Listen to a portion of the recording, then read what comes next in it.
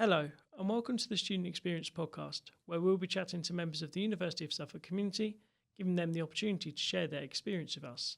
I'm Sam, and I'm a member of the Student Experience team, and in today's episode, we're joined by Clare and Amrutha, who are undergraduate law students.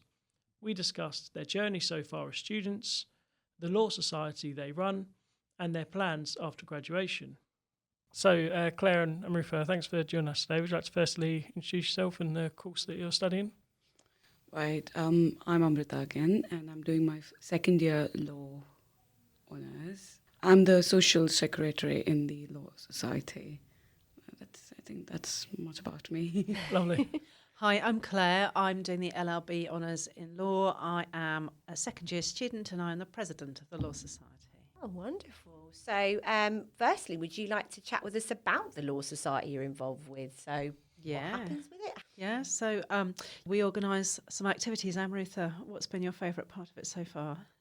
Yeah, this year we are trying to get all the students in, and we are having social gathering events, such as we are trying to meet on every month, second Mondays, in the mix. It's just a social gathering where we can just sit and chit chat. Maybe we can give a little hand to our juniors or the freshers. I like the fact about that. We are meeting up and it's more relaxed. It's not like juggling and huggling around. Yeah, and we have some fun events planned. Well, we're going to organise a sound bath for the students, which I think is going to be great because everyone's going to be super stressed out. So we're going to organise a couple of sound bath sessions so people can come and they can just step away from their studies a little and just refresh their brains, remind themselves that they're actually okay and carry on with life. To come to that? I think they may be. We will see. Maybe it'll be a growing thing. I don't know. Love that idea. So that teamed up with our every Tuesday, the second Monday of each month. We're pretty busy organising things. Have you got any plans, ideas that you'd like to do with the society, or? I think the first idea we had was to get the alumni from the University of Suffolk who's already been employed, and then make them talk to the people like us so that we know how the real world would be and what it takes to become what they are at that point of time. Also, we are trying to exchange some books, whatever we have with freshers, or maybe we can borrow it from our third years. We're just planning everything. But it sounds, there's some amazing ideas there. No, that sounds really interesting. So if we look at you guys and your course, so you're both in your second year now. So if you look back when you sort of started, what first attracted you to the uni here? Was there anything in particular? Particularly like the fact that the course offers the intellectual property module, because that is something that I'm really interested in studying. And the university seems lovely, and the friendliness of the people here is exceptional. So it was a really attractive choice for me. How about you, Amy? I was just looking through the details of the course, and the most important thing that attracted me was the Legal Advice Center, which is a pro bono service that students are getting to explore the real world and get more experience. And that's what actually pulled my interest. And course as it is was really nice when I started in the first year. I come from a different background. I've never had my education in UK at all. I always finished in India. And then the education system is completely different there. I was nervous. I can't put it in words how I was feeling the first day when I stepped in. And then I saw Clare and I was relaxed. I'm okay, there are people older than me as well. I feel nice to come here. Really natural to feel like that, isn't it? It's a new, like you said, it's a new system to get used to. It's a new environment, new people. So completely valid to feel that way. It was like a completely new world for me.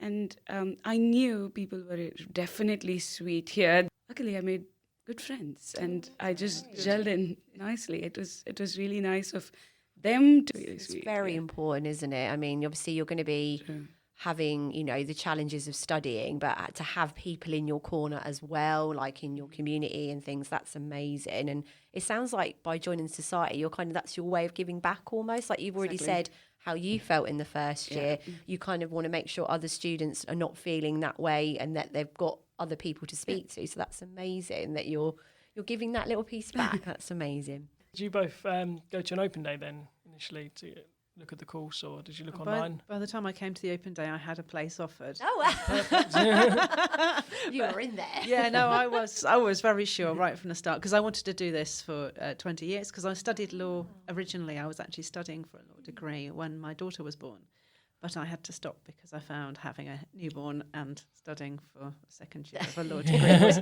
a little overwhelming. And I thought, I'll go back to that when she's a bit bigger, but I had to wait till she was 20. You came back. But I've come back, and it's like I am definitely 100% doing this.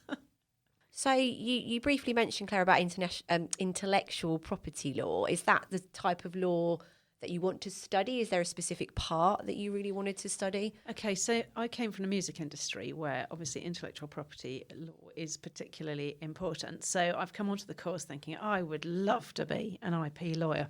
Although actually what I'm finding as the course is going through is that although this area really, really interests me, I'm also interested in other areas of law. So what I'll end up doing eventually, I'm not sure, but I think I'm always going to have a strong interest in IP, and I've done quite a lot of extra courses already in intellectual property. Well, that's fantastic. But yeah, no, I think I've walked into your lectures before around intellectual property law, actually, and seen all the resources and things, and I was like, I want to sit and listen to the rest of it. So for me, I was always attracted to criminal law because I feel there is a lot of work in my brain, and I like challenges particularly. So criminal law is not always straightforward. So you need to go through the deep root and find out what is happening, and what is the best solution we can get in the English legal system is what interests me. But I am finding it interesting in corporate and company law. That is something, commercial part of the law, which is something is pulling my interest. And fascinatingly, I was in love with tort law as well, which is nice. Yeah, so still time, and like you said, it sounds like the course has given you opportunities to explore other avenues of law. Like most people presume it is, like you said, the defence and criminal law and things, but see, there's so many other aspects to it that you're getting to look at, really, which is great. Yeah, and if you go on to be a solicitor, you get 4 seats, and you try different areas of law out before you settle. Okay. So we've got plenty of opportunity to go and do different things. So I'm doing bits and pieces for the Suffolk Law Centre as well, doing research for them. But I'm not going to talk about that because it's already quite confidential. Oh, no, I'm sure. I'm helping them out as well. So it's really important to try different things and to go and find out what's there and to get some idea of what actually is there. Because you can come in with a really clear idea, like I have, like I want to do intellectual property. But as time goes on, it can become obvious that isn't actually quite the right thing for you. So I think we're just experimenting, aren't we? And meeting people and talking to people and just finding out who we really are as lawyers. Yeah, definitely. I'm sure the lecturers are very helpful with finding different ideas and different routes. Yeah, they are. Contacts as well. And yeah, the university is providing load of opportunities. It's just that we need to look through and we need to use it. That's brilliant. Yeah, definitely. So you sort of mentioned that you had a break when you first started because you're newborn, and I'm sure you're very busy and now you've come back. So how are you both sort of finding your study life balance? I'm sure it's quite full on. Yeah, it's quite full on. I've got a family at home of varying ages that I'm obviously responsible for. I think you have to be. Law degree is not a degree you undertake and think, I'll just go and have some fun time on the side. You are quite committed to it. True. It does keep us busy, doesn't it? It does. But yeah, it's good, and I'm loving studying. Again, I've always loved to use my brain and to kind of dig deep into subjects. So for me, it's great. I'm having a ball. But no. So what does a typical day look like for you at university while you're here? What, the actual university day, or the day from start to finish? Well, it can be either. Different. Okay, so I get up about 6 o'clock in the morning and do the bits and pieces at home, like the bits of housework and stuff. I get my little boy off to his morning breakfast club, and come on in and study all day, and then go home and cook and do all the house stuff, and then put him to bed and study again. And that's my day, really. My day is quite different because I wake up around 5:30 and no phone until 7:30 or 8:00. I'm practicing that because I was in depression for 2 years after I got married. And it did really help me to stay without phone. So what I do during that time is I practice yoga. I do a bit of meditation, and I just go and soak myself in nature. I have a beautiful garden, and I have a German Shepherd dog, so I think there's nothing more than that. So I spend a lot of mornings spending my time. I don't study in the morning because, it's a bit of something, again, dealing with digital gadgets, which I am actually not against it, but it doesn't help my brain, to be honest. So, and then, cooking, and my husband is really helpful that way. He helps me in other chores of the house. So we divide our house chores between us. And then he does this cleaning, sweeping and vacuuming part of it. And I do the rest. I worship the God every day, almost for an hour. It looks funny, but then that's what is helping me mentally, physically, and emotionally. And then that'll be around 8:30-ish. Then I'll talk to my mum, who's in India. So that'll be a long chat, very intensive chat.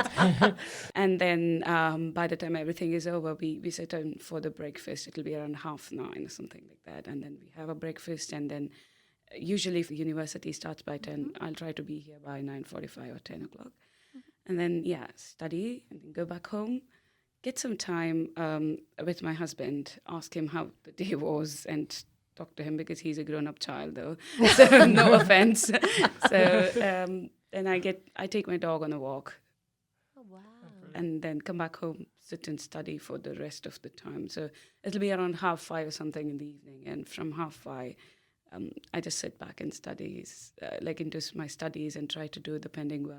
Sounds like a jam-packed day, actually, but it sounds like you've got some really good processes in place, like you said, for your mental health and for focus and things like that. I wish I had that discipline first thing in the morning. So I think it's just because of the experience that I've gone through. Sometimes if you really hit the ground hard and then you realize, okay, being organized is much better than hitting the ground again. Yeah. And I don't want anybody to be in the position where I was 3-4 years ago. So I'm just trying to heal myself because I just believe in myself, and that's what I would try to tell through the podcast. Just that's believe. brilliant. Yeah. That's amazing. That's really lovely. So in terms of sort of when you're on campus at your university, lectures and that, how does that work? How many lectures do you have a week, and how long are they? And so our timetable tends to vary because we're doing block like everyone else, which is really interesting. And this year we're in 3 days a week. Okay, That's right. It's good because it gives us flexibility. We can work from wherever then. Not go and do our own thing, but we can study in a way that suits our learning styles, which is really, really helpful to me because each lecturer teaches in a different way, but they set their notes out in a different way. So I usually find it takes me about 3 days to get my head around how they've done it this time. But it's good. That works out, really nicely. And then we've got our pack meetings, which help to keep it on track. Definitely. Back in track. They do sound like they're invaluable, like you said, for particularly for your learning styles, and just having that extra person just to check in with and say, look, am I on the right track? What do I need to do moving forward? So, that's really, they're really good for reminding of your initial goals as well, and saying, this is what you were saying last time, or where are you now? And I'll be like, okay, well, I think that's still right, and then I've just slightly changed my thoughts on that, and it's very good for kind of honing in to where you want to go next. So what's your favourite part about studying at the university? It doesn't have to be study related as such, but something to do with the university. I think I like library the most because if I'm in library, I get everything in one go, and I can just grab all the books and sit in the study pod, which is there hiding away from the world. And it's nice. And I also like studying at home, to be honest. But then, I feel library is more nice and comfortable. It is, And then also, to be very honest, in the waterfront building, we have systems in the every study out area. So it is easier for us. If there is any issue with our internets or anything, goes wrong, you can just jump in here and try to finish your work, and That's then good. it'll help you to stay on track and things like that.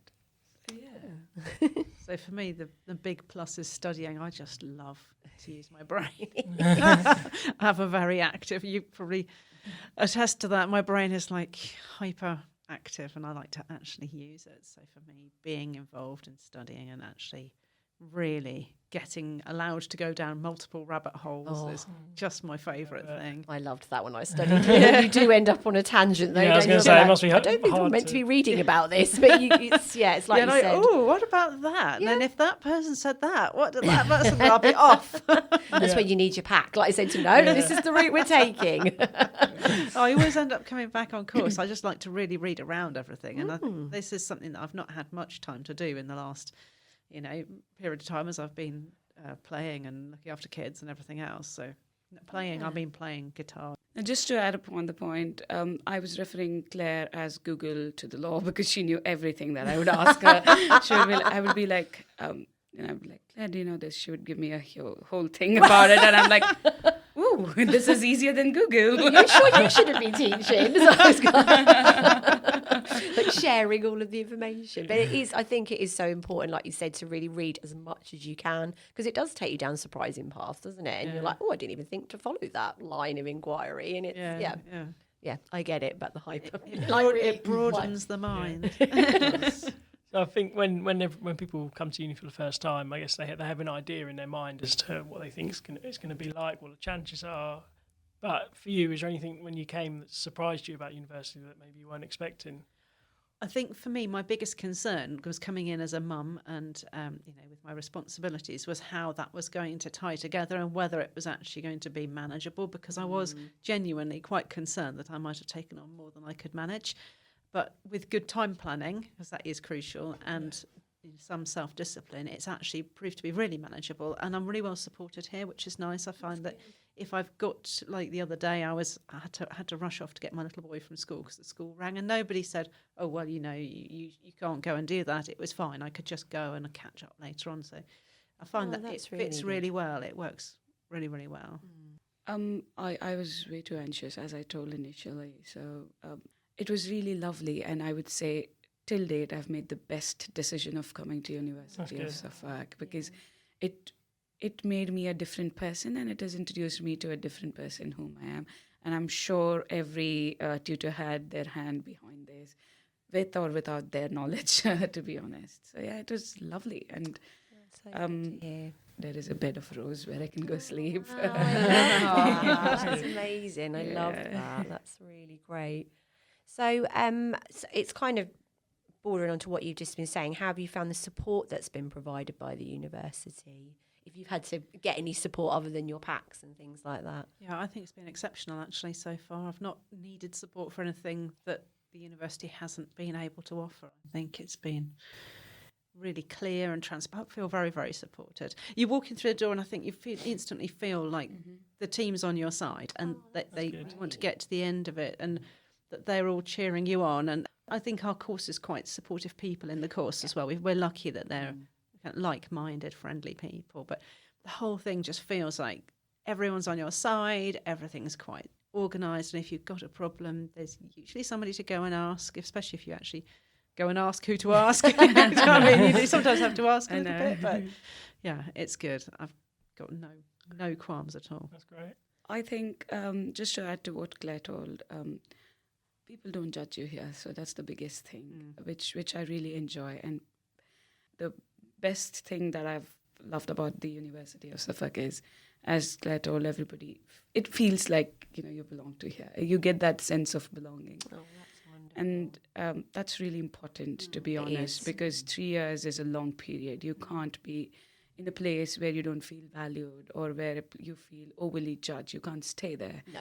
And, we have successfully finished a year and we are into the second year. I'm sure, it goes the quick. Best. It goes really quick, to be honest. Yeah. It's a very inclusive university. I mean, you and I have both got our own diversities, haven't we? And neither of us have felt out of place for any reason. So, obviously you're not from a British background and I'm a little older than some of the entrants to the university maybe. So I think that's great because that I was a bit worried as a mature student coming in. I was a bit worried that I might be, feeling like I was totally out of place. I don't feel that. And I like the fact there are other mature students here as well. It's nice to see other people with the yellow lanyard as you think, oh, you're about the same age as me, that's all right. It does get to the point where if we're stopping people, are you a student or a staff member? Because, like I said, we have such a lovely diversity here, we really do. And like you said, everybody is kind of finding their own like pockets of people, but if not, they're happy to mix all together and everyone's learning from each other. It's such a great environment to be in, and it's really important to listen and learn with each other, isn't it? Yeah. As a mature student, I'm enjoying having kind of social interaction with people who are younger than me as well, because I've got kids and they're lovely, but it's really nice to meet a wider range of people of different ages, because from my own background I tend to meet people who are either older than me or who are roughly the same age as me, not people who are significantly younger. So I think it's really nice to have that integration. Definitely. I think, like you said, and everybody learns different things from each other, don't they, as well? Like you said, everyone has different experiences and backgrounds and things. But yeah, I think I found that when I studied here, that my cohort, I was probably not the oldest in the cohort, but I certainly wasn't the youngest. So it was a real nice mix, and everyone kind of picked up on each other's experiences as well, which was really great. Yeah. But yeah, gives you that extra social spin on it, doesn't it? It does, yeah. So we mentioned about how quickly the course goes, and you're already in your second year, and I'm sure it only felt like yesterday you first started. So you looking forward to your final year and all that entails? I think if it is permitted, I want to go back to first year. Take me back. Really, take me back. Yeah, but jokes apart, I'm looking forward for my third year. Yeah. And at the same time, I don't want to leave the university so quickly because it's just passing by. Like, it's rocketing. It's not just passing, it's rocketing. So I just remember my first lecture in law and lawyering the first day, and I'm already in the level 5 with the second module almost coming to an end. And I'm sure I'll be in the third year soon. And then, I'll be still thinking, oh, did I do this? Did I do that? And things like that. Yes, it is rocketing. Time is just... It does. It goes so fast. Yeah. The third year. I'm kind of looking for the same reason as you, really. I kind of don't want it to come to an end, but I'm trying to decide whether to stay on and do a master's. I'm not sure I might do that. Mm-hmm. I'll see. It depends whether that fits in with what I'm kind of thinking or do long term. Brand new as well, isn't it? The masters. Yeah, it looks course. fantastic, doesn't it? It does look really students interesting from that, and it does sound really interesting so far. So it'd be good to explore. It's definitely piqued my interest. We'll see. But so the third year, I've tried to put it out of my mind at the moment. There's so much to do in the second year. I'm kind of fully focused on the Law Society and the coursework and everything else. Yeah. Do you have, obviously, again, not wanting to rush you ahead with into your final year, do you have any ideas for your dissertation, or are you still very much wanting to explore everything first before making that decision on what you want to cover? Yeah, I will almost certainly cover some intellectual property issue. There are 2 or 3 that have got my attention at the moment.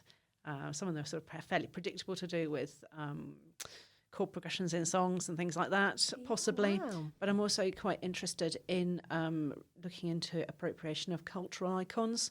Wow. So I might consider that as well, but I need to look and see what's a hot topic, because that tends to be one of those topics that kind of has a peak of interest, and then it kind of falls away again, and then it comes back up. Yep. And the use of chord progressions and the copyrights of those is something that's kind of done to death, but there must be a new angle I can come to. There's probably a lot of research around it as well, and a lot of paper you can read. There might be. It's something that I think that the issue with this is that it's not an easy thing to explain in legal terms as to why it shouldn't change. Yeah. I think I'd be quite good at explaining that, because I've got a foot in both areas. Use like your background skills and experiences. Because I worked as a songwriter as part of what I did for a very, very long time. So I really do understand how it all works, and I can kind of explain it in a legal way. So that's great. That sounds like everyone's talking about dissertations. There's some great subjects that are coming out that you'd never thought people would cover. So that sounds like a really interesting sort of. Yeah, it'll definitely be something at IP, I would have thought. I think for me, I will be working mostly on international law, and I just want to explore the part there. And then I might also be thinking of working on the legal aid in the country, like, the dissertation on that. Yeah. But I also have an interesting topic in my mind. I don't know if I'm actually working on that. Like, will it make any sense? Because I want to talk something about the regulations of the animals in the country. Okay, yeah. So not the whole legal system is made for animals. It is made for humans mostly. And then I feel a bit off about not having the rights as the creature on earth, like how we have. Might not make sense for everybody, but I'm just trying to work on that. That'd be really interesting. Definitely be worth looking into when you're deciding on your final sort of topic. It's hard, isn't it? It's like we were saying earlier about falling down a tangent of reading things. Thinking, that would have been a more interesting subject. And it's trying to condense it down into a dissertation because it kind of seems overwhelming to begin with. But then once you actually start doing it, you're like, actually, I haven't got enough words to I'm go thinking really... 10,000 is not No. It goes quick. Sometimes you wish you had more. So, mentioned about third year will come around very quickly, and we also mentioned that, you've got an interest in IP, but then equally plans can change depending on what you've been studying. So have you got any ideas at the moment as to what you want to do after graduation? Yes, I would say yes. I'm looking for a job to begin with. Could be a paralegal or anything to start with, and then I basically want to focus on something which is apprenticeship. Like, if I can get any apprenticeship for my master's, that'll be really lovely. And if not, I just want to work for a year or two and then think of my master's. I'm not going to think immediately about that. Definitely my goal would be to become a barrister. I'll just have to work on which field. Yeah, definitely. Yeah, so I want to be a solicitor. I'm absolutely certain about that. Okay. And I can't say, as I said, I've always been drawn to IP and business-related law, but I have seen other avenues that have really interested me. So I'm not going to say I definitely want to do that, because I found personal injury really interesting, which is surprising, because I'd have thought that would be something that wouldn't interest me particularly. So I think I might sway a little and end up somewhere else, but I want to do the 4 seats and see what interests me and see what fits my personality the best. So I'm kind of an open book, except I want to be a solicitor. Right, I like what you're saying about the 4 seats. Like you said, it gives you a bit more angles to follow in different experiences. It's not just you've got to go into this field of law, that's it, you're stuck there. That's, it's good that you get all these and the saying about the placement sounds like a really great way of really finding out more about what that part of law entails as well. But you've got a little while to worry about it, so it's fine. Also, to be honest, we had Q&A sessions with the buckets, and where they had people coming from other local firms to give us the more insight of how to kickstart your career was the title of the event, if I'm not wrong. And then they explained us, what is what, and it is not like there is one fixed path to it. You have alternative ways as well. It's just that you need to explore it or maybe ask. So that was more handy for me, and I was really impressed by the way they told us, you don't have to go through that fixed path, because everybody goes through the life differently. Of course, and like you say, experiences change all the time and situations change all the time. So it's what I mean, living in the now is probably the best way to be. So going right back to the beginning of your journey with university, knowing what you know now, is there anything you would say to yourself on your first day at the university? I would definitely tell, don't waste your time in your first year. That would be my piece of advice for myself, and maybe work through the modules and learn. Dig more, learn more, so that, you are there where you are much quicker. It's good advice. What would I say to myself? I'd say you actually will be okay in terms of work-life balance. You can actually do this. You'll still be happy in 2 years' time. You won't have fallen apart. Running out of the door. No more. No, it's all worth it. I think that's the thing I would say, this is going to be worth it. Oh, wow. That's great. That's good to know. So before we move on to our last question, something we always like to ask our guests is if you have any advice for students that are starting university in September. I would say organise your time. That is absolutely crucial. You need to stay on top of everything and kind of make sure that nothing falls by the wayside, because if something does fall by the wayside, it can be much harder to catch up. Yeah, I mean, just keep on it and ask for help if you need it. That's also crucial. If you're struggling, you need to say, I actually have an issue with something here. I would say grab every opportunity, because you never know which door is what. Oh, I like that. Okay. Yeah, and then University of Suffolk gives you a lot of opportunity. Don't just lay back. Don't sit at home. Don't sit in the room. Come out. Come out and, see what the world wants from you. And sometimes sitting at home, we might think, I can't do this because the world wants something more. But then it could be as simple as just going for a networking event and then making some interesting friends there. Definitely. And then networking does help you a long way. It does enormously. And I would also tell, don't stress a lot.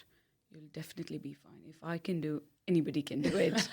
Would be my piece of advice. Yeah, I agree about taking the opportunities. Go for it. If something comes up, go to the events. Anything that happens, try to be there and to do it and to meet the people. But you never know, because it will change as you go through. You will change how you see things if you're with these, going to these events and doing this. Join the Law Society. Yes, join the Law Society. Yes, If you haven't joined us, join we're the lovely Law people. Society, yeah. I think I also want to mention this. There are a lot of extracurricular activities that are law. If you're doing the law course or any other course, I don't know about other course, but then law especially, they will offer you a lot of extracurricular activities like mooting and writing a book and so many other things. I would just say go for it. Yeah. Because you get a lot of experience doing that, and the real world employees who are hiring you for the employment would look at how different you're from the crowd and not what you're doing in the crowd. So just grab those opportunities, just do that, and staying in the CV, you're having those things in the CV might become one among the top listed CVs. Yeah. Exactly. Yeah, like you said, if you're showing that you're willing to go to these extra lengths to find out different experiences, and networking is key, especially in the field of law. Yeah. It's, and I think that's the good thing about here at the university. There is so many networking opportunities, but it's making sure everyone knows about them and is actually taking advantage of finding out more about them. I would say time is money. So the more you utilize that, the better you get. And as I was just mentioning, people will look at your experience.